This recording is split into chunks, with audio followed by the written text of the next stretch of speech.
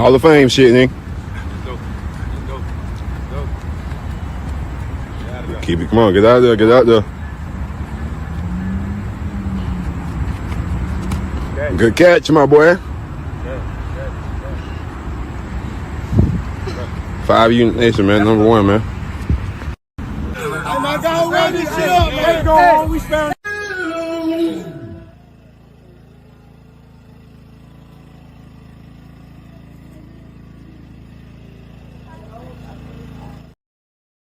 What up, y'all? Welcome back to another episode of SGDS, Same Goals, Different Struggles, Sports and Entertainment. I am your host, AJ. This is episode number 53. If you are new to the channel and you like what you hear, you want to get notification of my next video, please click the subscribe button, click the like button, comment, let me know your dislikes, your likes. I got a few topics I'm going to talk about today real quick before the game starts. Before I get started, I want to say rest in peace again to my brother Q. I miss you, bro. Shout out Georgia Tech, that 8-0. I seen my little nephew at the game. Shout out Legend and his team. They just won 20-0 yesterday. So I'm proud of y'all boys, man, what y'all got going on. Shout out to my little nephew again. Shout out to Loyal. Yeah, man, I'm gonna start off like this, man. First topic we're gonna talk about last night. Cash Money versus No Limit versus. I'm gonna give my honest opinion real quick before I get on this topic and show y'all a video of Birdman. Because at the end of the day, I think what happened at the end probably took the show, top everything that happened. But I think the verses could have been a classic, yo. Like, don't get me wrong, it was good. Like, it even started off good. Like, I like No Limit even actually really surprised me, which I ain't gonna lie, I ended up thinking they was gonna surprise me, and they did. Uh, Mia X took the show, yo. Like, she did her thing. She was the MVP for No Limit.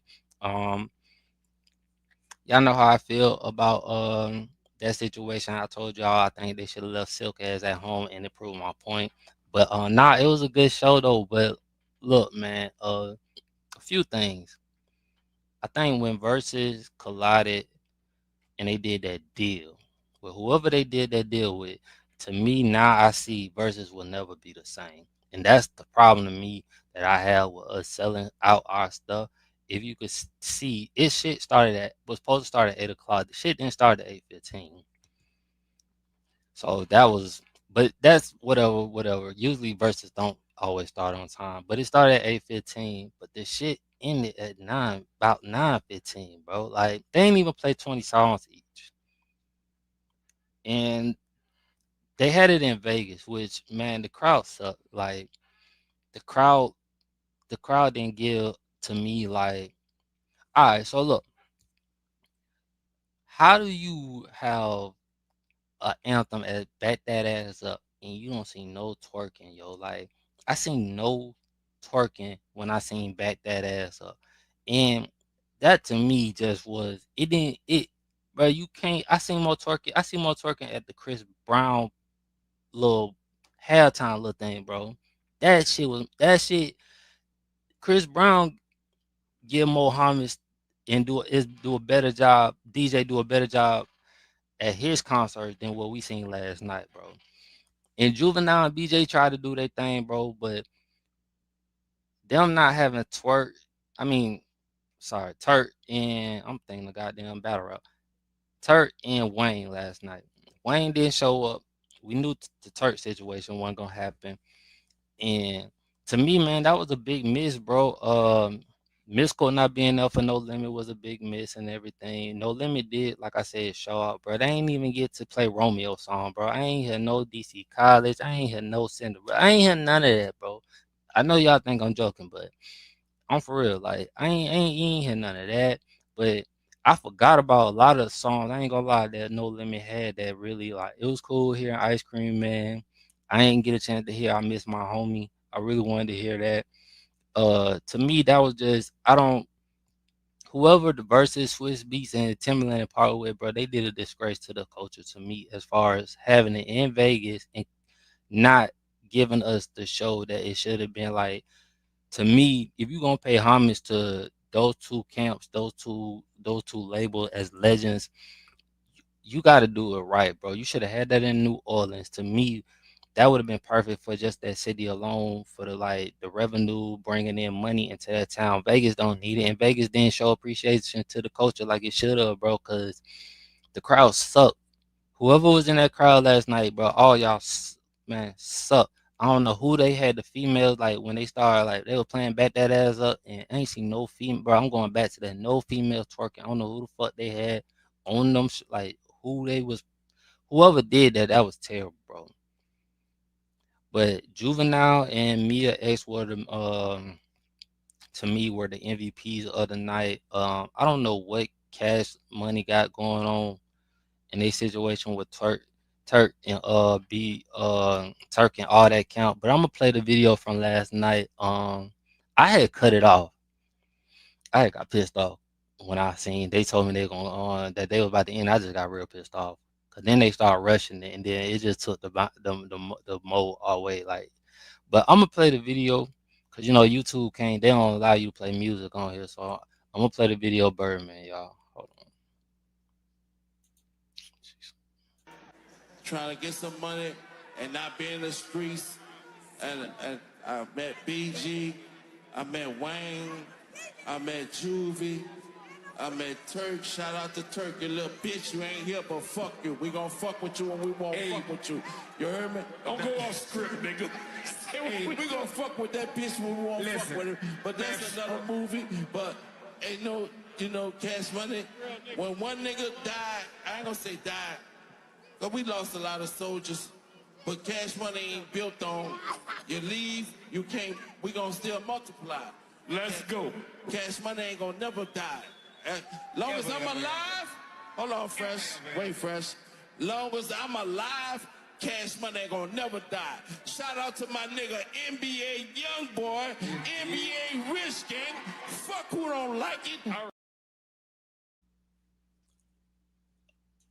I don't know what Birdman got going on, bro. But yeah, bro, like Birdman didn't have to do that at the end, bro. I don't know. Everything was going good, bro. Everybody, you see Mia X respond. Look at her expression. If you watch the video again, bro, look at Mia X expression. Like, she like, damn, bro, like you just went all the way off script. Like, and I ain't surprised, cause it's Birdman. We ain't seen Birdman do stuff at the Breakfast Club and stuff like that. Um, Crazy part is I went straight to Turk Live when I heard about it. Like, I like, bro, let me go see what Turk about to do. Turk say No Limit won the verses. I'm gonna say I had my homeboy Jared hit me up and talk about No Limit one. I ain't debating nobody on that shit, cause I what I mean, to me, I just feel like Cash Money, even with Cash Money not having all their people, they was like, to me, they had some bangers, bro. Like, and it just, if it was in New Orleans, bro, you would have felt the like impact. That's how much the crowd, bro. Like, the crowd to me didn't pay homage to what those songs meant to. I ain't gonna like just to me in my childhood, like, but all I thought about was my childhood. Every time I heard a song or us being at a teen club, a lot of those songs, even from No Limit, bro, like a lot of those songs they played at these teen clubs. So it brought back my childhood. Like, you playing Chopper Style. Um, like I said, Ice Cream Man, Bout It. You got number one Stunner, Stay Fly was me and Q Shit. Um, Everybody Get Your Roll On. Like, these are classic songs, bro. That was just, to me, I don't know, man. To me, they need to redo that again, bro. It need to be longer. I need more songs. I need Turk and Wayne there. Cause without, like, it just didn't even feel right. Like, it didn't feel like Cash Money. And BG and Juvenile tried to hold it down. Like, I pay respect. Birdman looked like he was ready to take a nap by 9 o'clock. Like, Birdman looked like he was out of it. Like, he was just holding on for dear life. Like, bro, it's past. I need to go take a nap. You see, Tamar was there. Y'all stay off Tamar, man. Tamar was there to help babysit Birdman. If you go, it's a video out of him talking to Tony. He didn't know something. That's they love sad on people business, bro. That's them. Let them do their thing. She want to pat that man head 50 million times if he's sweating. Let that woman pay, let that sell brother, let them do their thing, bro. Whatever, yo. So that's just my feeling on the verses, bro. I didn't like it was good at first, but to me, how they ended was just like on some real terrible shit. And I know whoever was behind that shit, I don't know who booked the venue, who like, cause I know they knew that it was a set time. I feel like they should have handled that. They should have had it in New Orleans, where it would have been better for the culture. But to me, I know who they partner with. They probably ain't sold all their rights. They ain't really got too much control, but they still the face of it. They ain't gonna say too much. Like they got their bread. And to me, it is just to do a disservice to the culture, bro. Like it just wasn't the same that it should have been. But I'm gonna go on next to the next subject, man. I don't know if I'm gonna talk about this government shit. I'm gonna start with Deion, man. I'm gonna start with college football. Coach Prime, man. I hate to see my Coach Prime go through what he's going through, man. I think it's time for Coach Prime to actually need to retire. I don't even really want to see Coach Prime at no other school because I know Coach Prime going through a lot of health problems. I'm gonna play a few video clips from Coach Prime last night at his press conference, man. Y'all tell me what y'all think, man. Hold on real quick. I'll play this first one. Offensive line, which has seemed to gain traction over the week, seemed to have a setback today. Couldn't identify Yeah, they the blitz blitz. us to death. They're still blitzing us right now, and we inside. They still blitzing us right now. And guess what? I just told them, be ready for the next week. Cat's out the bag. Be ready for it.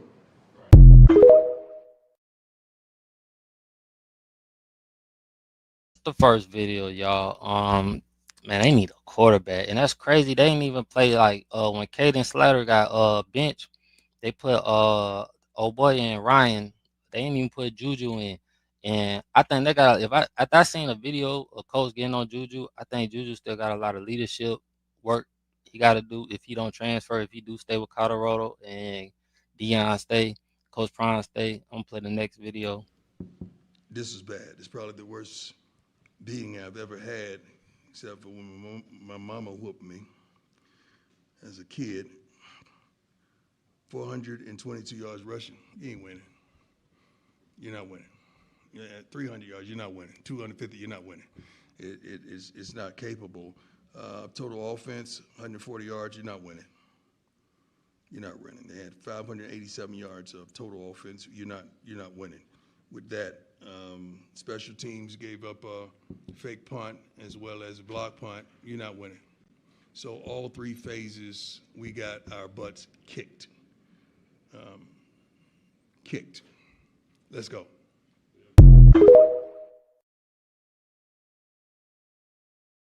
Oh, I'm gonna get another input. I think Deion could be a good coach. I don't know if Deion got the right coaching staff around him, or it might. I hate to see it, man, but you like really like black coaches right now ain't looking good in nothing, like in nothing from the NBA to NFL, bro. I mean to college right now, bro. We just not looking good, and I hate to see it, but I gotta call it how it is. Like it was 0-43 at halftime, y'all. And I'm looking at my phone. I'm like, damn, I wanted this. Like, I'm tripping. And that was last night. I'm looking at the phone like, I know they ain't getting whooped like this. Let me play this. Yeah, man. I don't know what's going on down there in Colorado, man. The defense ain't worth a damn. They ain't doing nothing, man. I think they had a block punt too as well, man. Special team, nothing, bro. They not there, man. And I don't know. And I'm gonna say maybe this too. Maybe maybe Dion thought he could do it his way. Like I don't know if I don't know if always getting just players out of the transfer portal is building the right culture as well because the chemistry ain't gonna be there. Like you asking these players in 1 year that's coming in to be able to communicate in the back, like in the system, and they haven't really been together. It's true. I see kids that's been together still mess up, and they've been together. So you got all these, and you got different defensive coordinators. You got different systems coming in, different. You know what I mean? It's just and it might like I don't even think they really got the type of press that they was getting. Like all the attention that they used to get, I don't see Colorado getting that no more. So I don't even want to say like it's too much press and too much attention there. But it ain't the same, bro. Like ain't even Colorado not even really getting talked about how I used to. Like we used to stay up. Me and I remember like, but it used to be nice. It'd be 1 o'clock. We still watching Colorado, and they weren't even that good. It was just the excitement of watching them, and you want to support Deion, and I want to see him do good, bro. But to me, man, I just hate to see him go out like this with all these health problems, and it's just the coaching ain't good, bro. Like, and it always falls back on the head coach, no matter what. You see Michael Vick going through what he going through. He ain't had to fire his defensive coordinators. Everybody like that's what I mean, man. I just hate it. But I want to shout out Deshaun Jackson. Deshaun Jackson got Delaware State out there looking good. So you do see some people doing good. I think just the reaction from that NBA situation got my head all the way messed up, bro. Like it's just that stain, that image of what it's gonna be. I just hate to see that because it was already hard for black coaches to get hired and people thinking you getting hired because of DEI and not just because you are qualified for the position and you know what you know. Like we can play the game, we could be hired to play the game, but we don't know the knowledge of the game to be actually lead man and be able to do this. Like to me, that's BS. You know what I mean? Like you got a lot of good black coaches that haven't got the opportunity, that might not get the opportunity now. Like you still got a Sam Cassell out there that I think could be a great head coach. You feel me? You also got Ty Lue out there that is like one of to me the best coach. You got oh boy, the coach at Houston. I don't know his name for that, but he's a great like the one that came from Boston. He's a good coach and everything, man. So I do think that there are a lot of great black coaches that have not got the opportunity and some that are doing well. I just hope that the ones that's doing bad that it don't get overlooked for the ones that are doing good. Because there is a lot of them that is doing good. Let me see. I'm gonna go. Let me check out some games real quick on ESPN.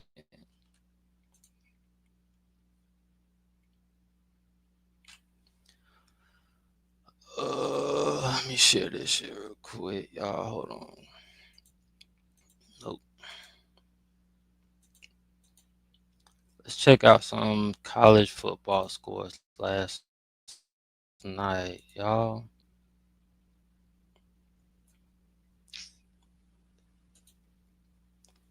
Where we go? Where we go? Where we go? Where we go? Scores. Let's go to the first game.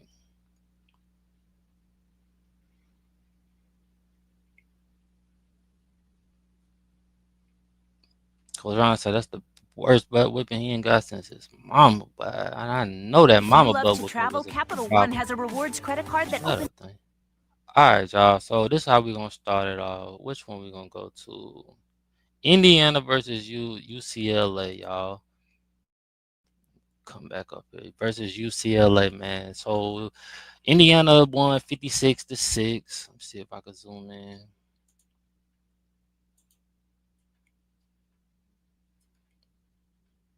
Come on, zoom in, zoom in, zoom in. I gotta really learn how to work this shit. I'm gonna go back. All right, so UCLA. I thought UCLA was gonna turn around, but UCLA versus Indiana. Indiana beat them 56-6. You got Texas A&M, who, hey man, Texas A&M looking good, yo. LSU they need to fire Brian Kelly, bro. Brian Kelly, is sorry as a coach. Uh, Alabama won on a last minute touchdown, bro. So South Carolina thought they were about to rush the field, bro, and mm, they ain't get a chance to do that. So I feel bad for South Carolina. I thought South Carolina was gonna be really good this year. They had a pretty good defense last year, and I thought their quarterback that came back was gonna be decent. And they just didn't have Sellers. I thought Sellers was gonna have a better year than what he's really having, but they just not really 3-5 is not what I expected.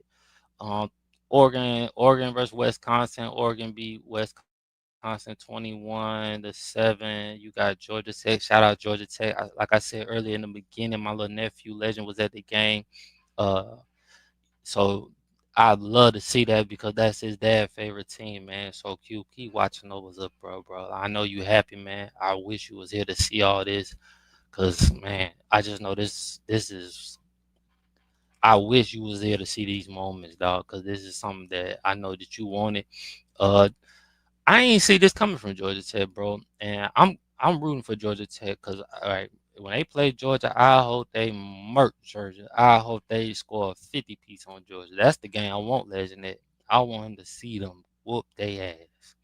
I want to see Georgia Tech. I'm look. I might. Nah, I ain't gonna talk about gambling on here, but yeah, let's see what happens. Ole Miss versus Oklahoma, man. Look, if Ole Miss keep winning, Lane Kiffin might not go to Florida. Florida offered him, I think, a 6 year, 81 million offer. I thought he was gonna take it. Um, I don't know now. What is he? 7-1. He might. They were there. I thought they was undefeated. Nah, they 7-1 in the SEC. If they don't win the SEC championship or they don't win the nice national championship, I think he might take that Florida offer. But it's to see, man. I wouldn't mind having Lane Kiffin, bro. Like I think he's a great, real good offensive minded coach, man. I think he'll do wonders at Florida. I think he could keep the players that's already there that I hope we can keep, like Jaden Woods, Dallas Wilson. Um, I think he could do a better job with developing DJ Lagway too. So I want to see what he can do with that. Open up that offense more than running what we running. Jaden Ball, I think, would do excellent as in the backfield in his offense. I just think the offense will look way for Vernell Brown, bro, would do wonders. You got a lot of wide receivers who ain't even you probably don't even know about that still. I think could do wonder. I hope Trey Wilson. I think Trey Wilson was injured and he hasn't really recovered from his injury from last year. I think if he come back another year and we have a Lane Kiffin at coach, they could do numbers, bro. Florida gonna be on top. But that's just my opinion. Miami won 42 to 7. They bounced back from they lost last week. I know my brother's mad about that because they hate Carson Beck. Vanderbilt versus Missouri. Vanderbilt. So Missouri almost came back in this game. Uh, they was 1 yard short, man, on that Hail Mary, but that was close. The ball just didn't break the plane. Vanderbilt holds on. I ain't gonna lie, bro. It's hurtful to see that Vanderbilt and Georgia Tech. Sorry, Q, but Georgia Tech and Vanderbilt might make the playoff before Florida did, and that's really depressing, bro. Like Florida has really fallen, and I blame the AD, and I wish they would have fired his tail too. BYU beat Iowa State 41-27. What else we got? You got Oklahoma State losing to Texas Tech. Texas Tech look like they're gonna be straight. Um, it might just be the teams they playing. They might not be even that good. We gonna see as time go on. Virginia versus North Carolina. Uh, Bill Belichick thought he almost had him his first top 25 win. Man, they were so close. I think they got to the goal line and they couldn't get through, bro. So I don't know, man, but it seemed like they on a better path though. Bill Belichick seemed like they coming together a little bit better than what they was at first. Tennessee is really surprising. I didn't think they'll still be this good without Nico. Like shout out to that head coach because they are really like still playing. And what is their record? They are 6-2. They beat Kentucky 56-34. Yeah, man. Tennessee is one of them teams you gotta still watch out for. Memphis beat South Florida 34-31. I don't know why I thought they already paid, but yeah, that's a big win for Memphis. I hate to see that for South Florida because they was doing good. Louisville beat Boston College 38-34. Dang, Louisville pretty good this year too. Cincinnati beat Baylor 41-20. I ain't really too hype on Cincinnati. Uh, Texas beat Texas beat Mississippi State. I don't know what happened to Mississippi State. They be playing good for the first few games and then they just go left. Texas. I ain't no hype in Texas still, man. Even with them winning these games, they seem like I guess doing a little bit better. I still ain't too hype on them. Arch Manning, all I know is he definitely will be back next year. Washington beat Illinois. That was a good win for Washington. Washington pretty straight. Houston beat Arizona State. Houston a little sneaky team too to watch out for. And Michigan beat Michigan State 31-20, y'all. So that was college football this week, man. Tell me what teams y'all like, and not what team you like. Tell me what teams that y'all team that y'all actually do like that won, didn't win. How y'all feel about y'all season? What y'all do, like? How's it going? My last topic I wanted to talk about is what's going on in the government. Uh, Starting November 1st, man, the snaps will be run out. You will not be able to use your snaps. Um, I'm 50-50 with this situation, man, because I do feel for the families. You feel me? Like I really do feel for the families that's gonna go through this. I see I always knew for some reason that you couldn't put your all into the government.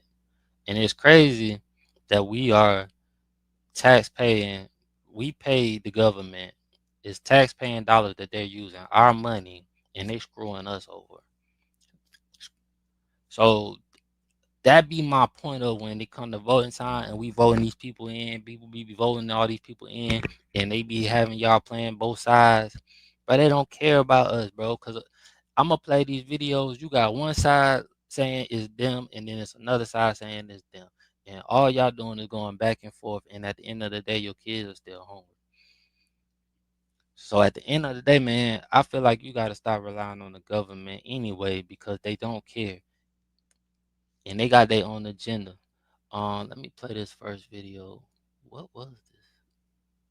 At a Washington, D.C. food bank this morning, the line extended down the block. Hundreds of federal workers out of work and looking to feed their families. Bills continue to pile up. I have car notes. I have children to feed. I have a family to take care of. I have a mortgage to pay. The Bipartisan Policy Center reports 1.4 million civilian federal employees did not get paid today.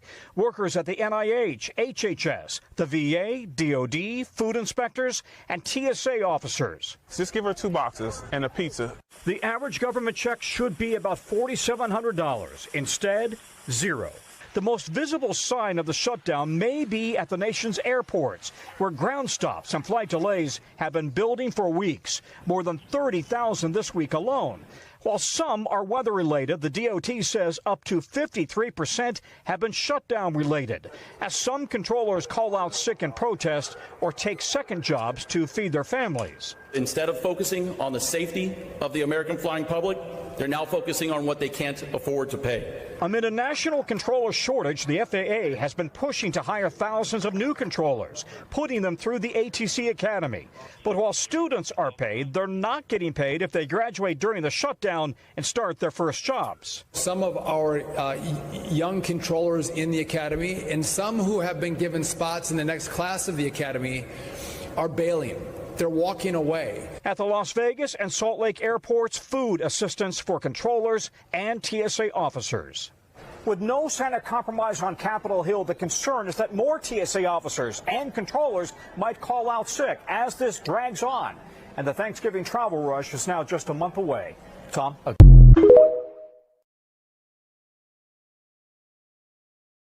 TSA lucky. TSA lucky. Because I probably would have called out the first goddamn day. I found out I wasn't getting paid. I got kids, bro. And my daughter, that help was stressful, bro. Like, I would have called out. Something would have had to give if I ain't getting paid. That's the one thing I hate, bro. Some people don't have the option or even have the ability to call out or anything. Like, it's hurtful to see people go through this, bro. And it's literally, you could say like, okay, for people that's on snaps. So we gonna focus on people on snap real quick, bro. We not gonna speak on the people that have a job and still need this. Now the motherfuckers that just sit here and try to finesse the system, a lot of this shit, a lot of stuff happened because we have tried to finesse the system or We sit here and we not working and we thinking that the government just supposed to pay for everything. They supposed to take care of us. Y'all motherfuckers is one of the reasons why a lot of this shit is going down. That's part of it because, but you taking advantage of the system too. And everybody gonna say, "Oh, you sound like this, this, and that, man." Fuck what y'all heard. Fuck what y'all think. Because I know I get out here and bust my ass for everything I got. So I don't respect nobody who just sit on their ass and think that it's something like looking for a payout or looking for a handout, bro. Like, get off your ass and get a job. Do something. Now, for the people who can't, man, like I said, bro, I feel for you. For people who on disability that's really struggling, that really need this, I feel for y'all. Those are the people that I do understand and have sympathy for. But y'all other motherfuckers that just sitting on y'all ass and having all these kids and y'all sit up here and think that the government just supposed to take care of y'all and y'all can finesse the system, man, better get your ass out there and do what you gotta do. That $40 ain't gonna make itself. Let me play this next video for y'all. Where were you at today? Here. You were here? Yeah. Is that your pickup truck? I got something else to talk about, y'all. I forgot. All right, so let me finish. Let me play this last video for y'all. I forgot all about that damn thing. Cause I need to talk about that too. All right, I'm gonna play this last video about the government, then I'm gonna get off this subject because they gonna do what the fuck they want to do anyway. Well, good morning, everyone. Welcome to day 23 of the Democrat shutdown. And today, you all know we have a special guest with us. We're delighted to welcome back to Congress U.S. Secretary of Transportation Sean Duffy. I enjoyed serving with him during my first few years here, and we're grateful he's serving our country in this very important position right now in these very challenging times. He's a very busy guy, but he'll give us a few minutes to give you an update here in just a moment. You'll hear directly from him about the very real and consequential ways that Americans are suffering right now because of the shutdown. I just wanted to give you a brief update, and then I'll turn it over to the Secretary. But by way of review, the reason that my colleagues and I have come in here every morning now during this painful Schumer shutdown is because we have to share the facts and we have to share the simple truth with the American people. And why is that? Because the Democrats are working overtime to try to hide those facts and to try to distract from the very simple truth here.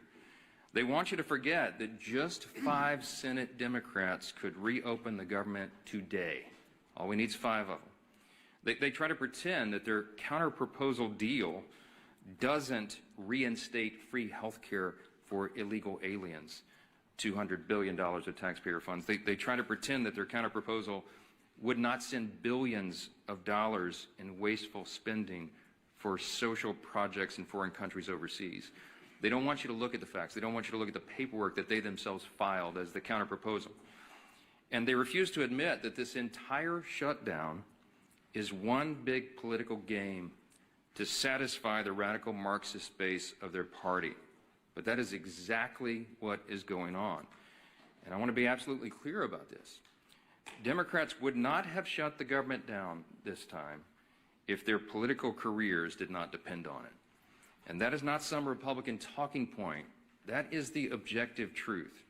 If it wasn't already abundantly clear, the number 2 Democrat in the House yesterday openly admitted to that fact.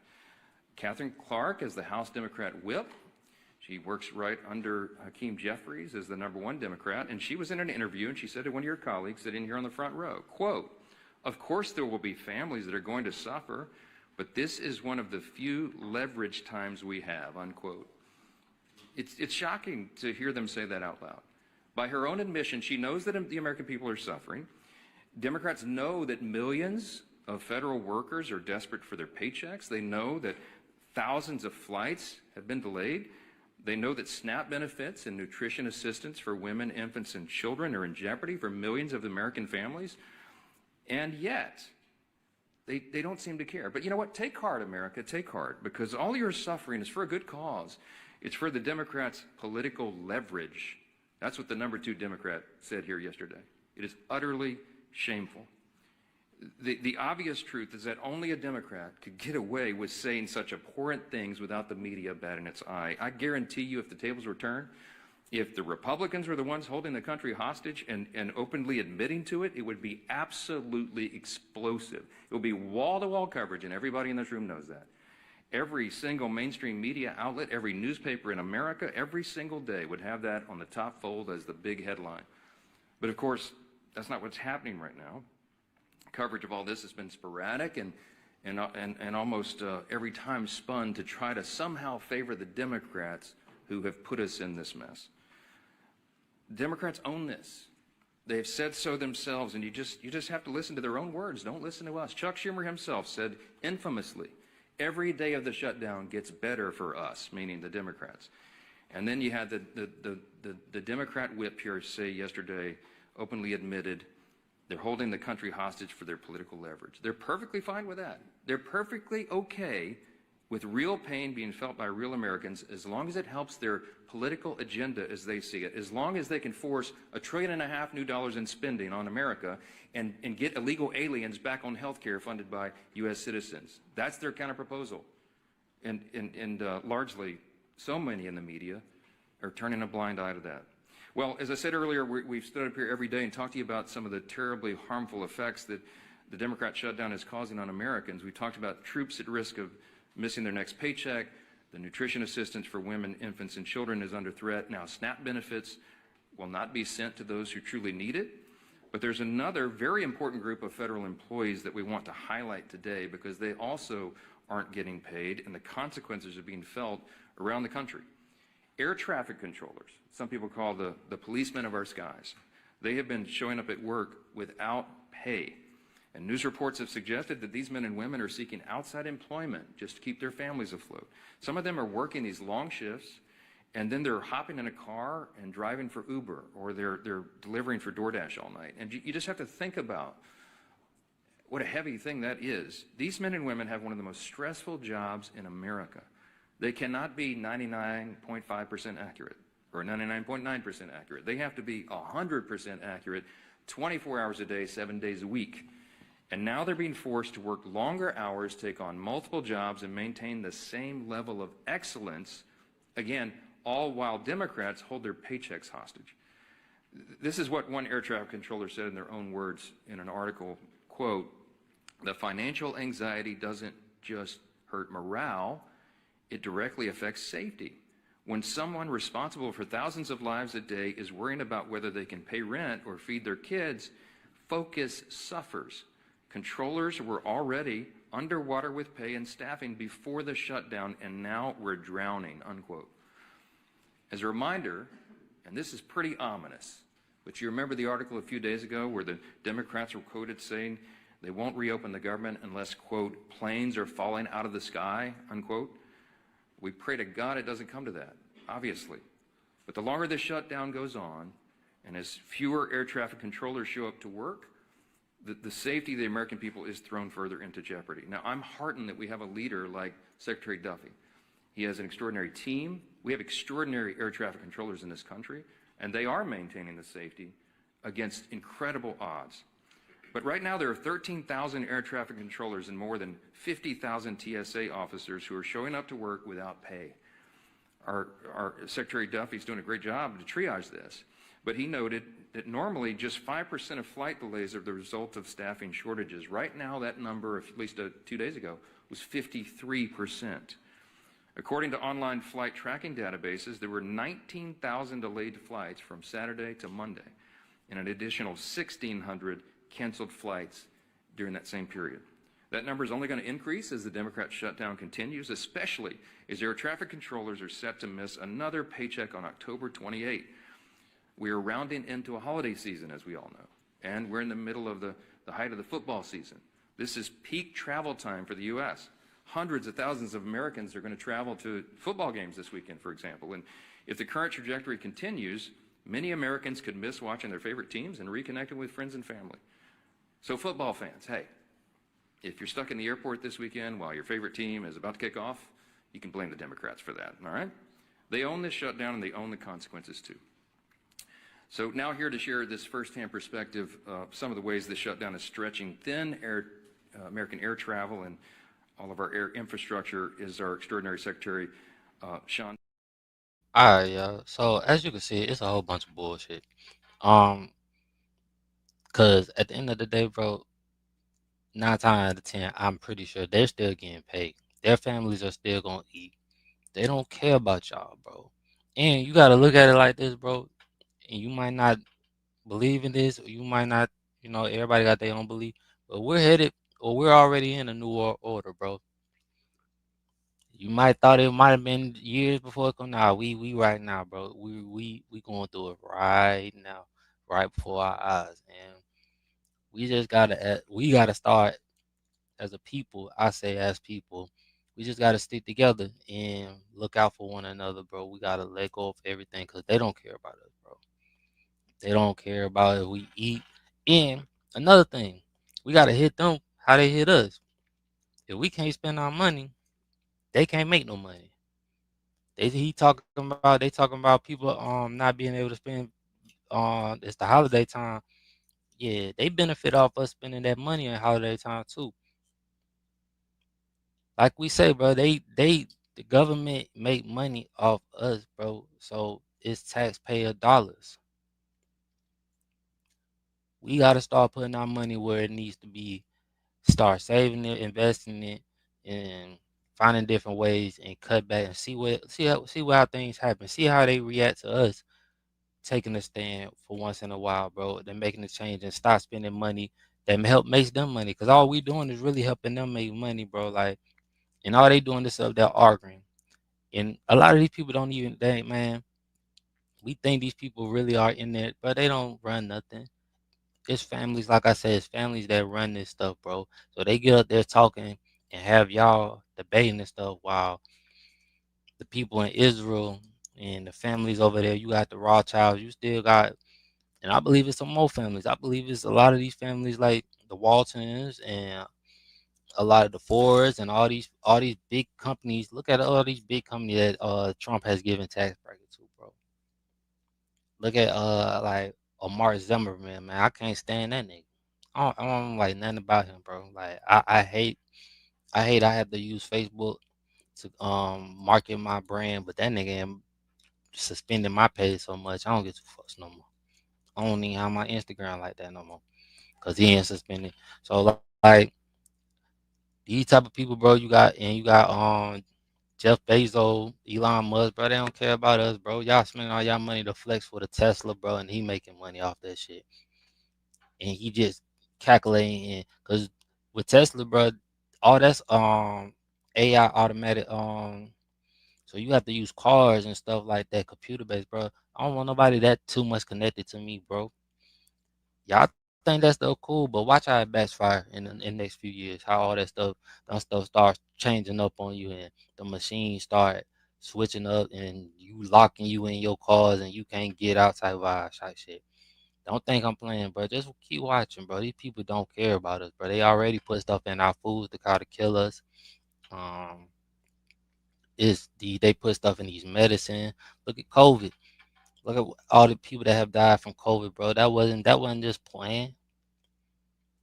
See, the thing we don't look at it is this, bro. As people, a lot of older people die from COVID, and you gotta look at it. They can't make money. The government and the government can't make money. Look what they doing with Social Security and how they keep upping it. It went from 65, 67, I think now it's 69. But they do not care. So what are they gonna do? They're gonna find a way to kill us off, kill the old people off, even if you think it's just a pandemic, bro. That pandemic was planned.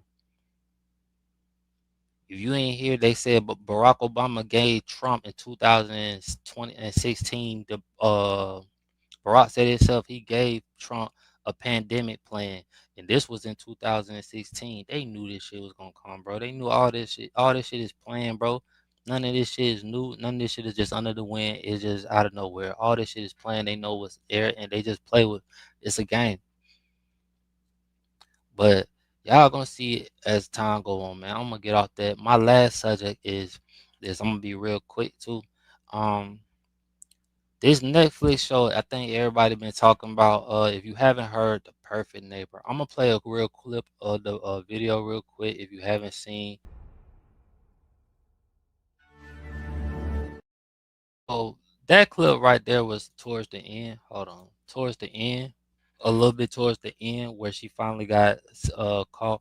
So I can go back to the beginning. It was that was the white lady. I forgot her name, but she moved into these duplex. And shout out to my daughter because she put me onto this.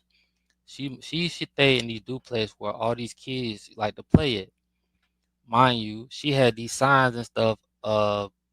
Stay off her property. She just was an old white racist lady that thought we still stayed in still lived in the early 1900s. That's what I got from that vibe.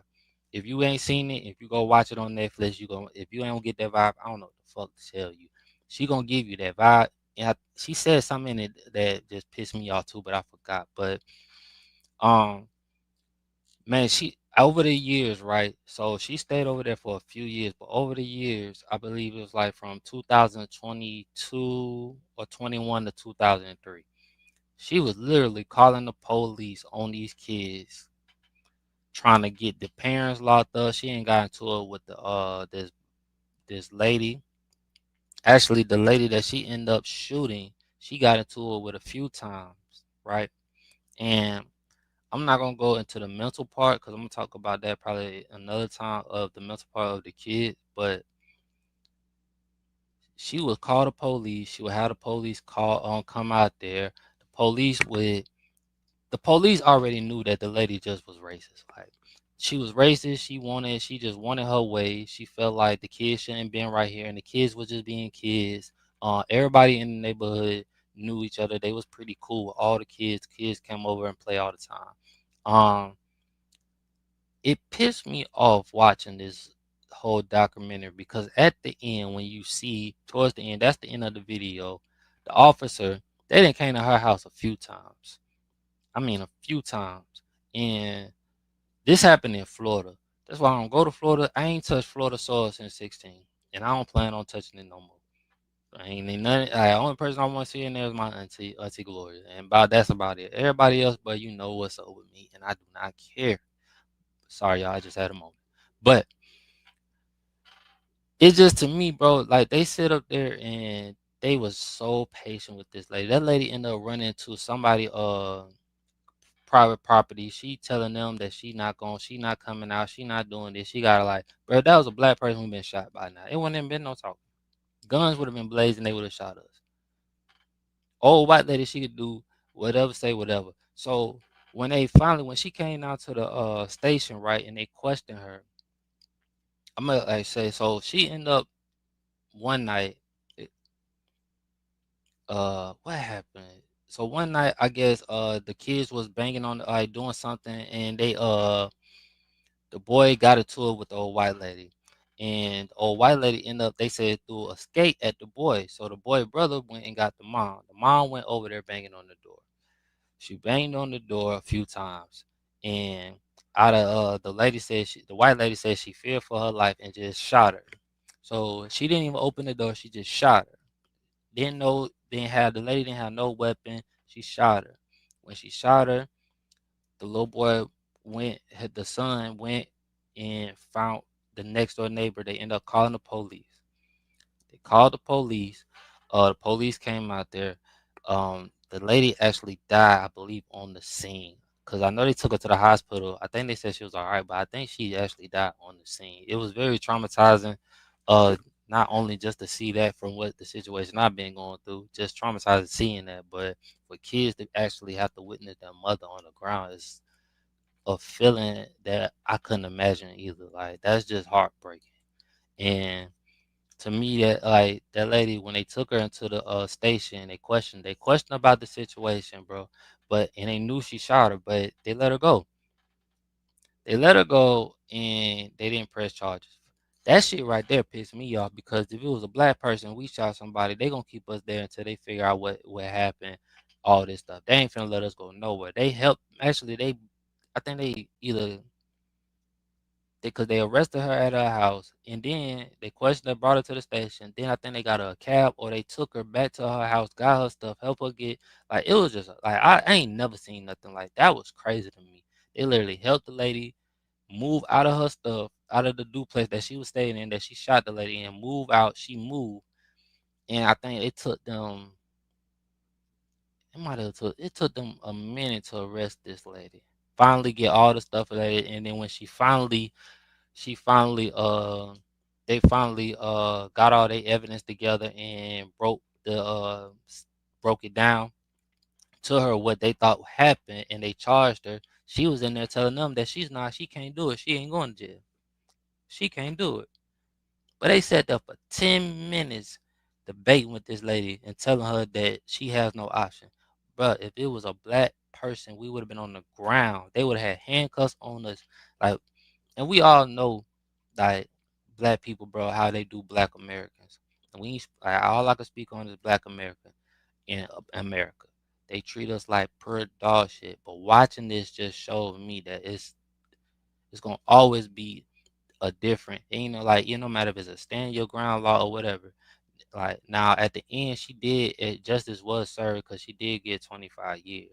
But it's just crazy to me how it took all that, she doing all this, and like you just thought you was still living in the 1900s, and you thought you could get your way. You just thought when you called the cops, they was just gonna literally come and hang us, I guess, or something, because apparently you have some type of hate in your heart, because them kids weren't doing that much for you to be wanting, like, for you to be complaining that much. And you knew when you moved into that area that it's kids. Like, man, we know this when we move into an area. As long as they not in our area really bothering us, bro, like, it's like we know, and it's a certain time, like, okay, like, if it's from 11 p.m. to 11 p.m. to 7 a.m. and kids outside are disturbing, that's understandable. But other than that, bro, like, you was just trying to, it